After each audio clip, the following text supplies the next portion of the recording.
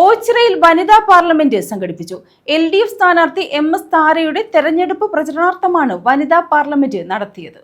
സ്ത്രീപക്ഷ കേരളം നവകേരളം എന്ന മുദ്രാവാക്യമുയർത്തിയാണ് ഓച്ചിറയിൽ വനിതാ പാർലമെന്റ് സംഘടിപ്പിച്ചത്. കരുനാഗപ്പള്ളി മണ്ഡലം LDF സ്ഥാനാർത്ഥി അഡ്വക്കേറ്റ് MS താരയുടെ തെരഞ്ഞെടുപ്പ് പ്രചരണാർത്ഥമാണ് വനിതാ പാർലമെന്റ് നടത്തിയത്. ഓച്ചിറ ടൗണിൽ സംഘടിപ്പിച്ച വനിതാ പാർലമെന്റ് പ്രൊഫസർ AG ഒലീന ഉദ്ഘാടനം ചെയ്തു.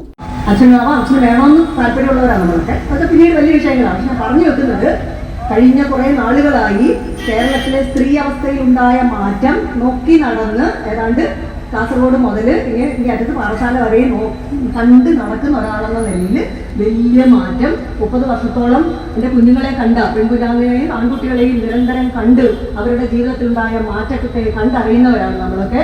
അതുകൊണ്ട് 4 വർഷത്തെ കോഴ്സ് വന്നത് ഇടിഞ്ഞു വന്നു എന്ന് പറഞ്ഞല്ല പറയേണ്ടത്. 4 വർഷത്തെ കോഴ്സ് കേരളത്തിൽ പണ്ടും ഉണ്ടായിരുന്നു, ഇന്ത്യയിൽ പണ്ടും ഉണ്ടായിരുന്നു. 4 വർഷത്തെ കോഴ്സ് പഠിച്ച ആളുകളായിരുന്നു ലീലാവതി ടീച്ചറും ARും അടക്കമുള്ള ആളുകൾ. മുണ്ടശ്ശേരി അടക്കം 4 വർഷത്തെ കോഴ്സ് പഠിച്ചവരാണ്. 4 വർഷത്തെ കോഴ്സ് വന്നപ്പോൾ പിള്ളേരെല്ലാം ഓടി പോകുന്നതാണ്. അങ്ങനെയൊന്നുമല്ല. 860 ടീച്ചറോട് ചോദിച്ചു. ടീച്ചർ സിൻഡിക്കേറ്റ് മെമ്പറായിരുന്ന കേരള സർവകലാശാലയിൽ 870-ലധികം പിള്ളേര് വിദേശത്ത് നിന്ന് പഠിക്കുന്നുണ്ട്. ജില്ലാ panchayat president doctor R Lathadevi മുഖ്യപ്രഭാഷണം നടത്തി. നരേന്ദ്രമോദിക്കൊന്നും പറയാനില്ലേ? ഒരു നേരത്തെ ആഹാരം കഴിക്കാൻ മാർഗമില്ലാത്ത 30% ആളുകൾ യോഗി ആദിത്യനാഥിന്റെ UP-യിലുണ്ടെന്നുള്ള വാർത്ത പുറത്തു വന്നിട്ടില്ലേ?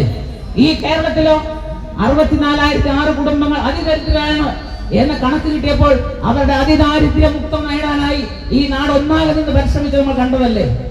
എന്തായിരുന്നു കോവിഡിന്റെ കാലത്ത് കണ്ടത്? കോവിഡ് കാലത്ത് നേരത്തെ ലതാദേവി പറഞ്ഞില്ല, പാത്രം മുട്ടിയാൽ മതി എന്നല്ലേ പറഞ്ഞേ? ഒരു കണക്കുണ്ടായിരുന്നു. എത്ര പേർക്ക് രോഗം ബാധിച്ചു, എത്ര പേർക്ക് ചികിത്സ കൊടുത്തു, എത്ര പേര് മരിച്ചു? ഈ BJP ഭരിക്കുന്ന ഏതെങ്കിലും സംസ്ഥാനത്ത് കണക്കുണ്ടായിരുന്നോ? ഒരു സംസ്ഥാനത്ത് കണക്കുണ്ടായിരുന്നില്ല. C രാധാമണി അധ്യക്ഷത വഹിച്ചു. സൂസൻ കോടി, ഗീതാകുമാരി, ഗേളീഷൻ മോഹൻ, KR ദീപ, ലളിത ശിവരാമൻ, ബെൻസി രഘു, KG കനകം, ശ്രീലത, സിന്ധു മഹേഷ്, അഡ്വക്കേറ്റ് മിലശ്രീ തുടങ്ങിയവർ പങ്കെടുത്തു. News bureau, Ochira.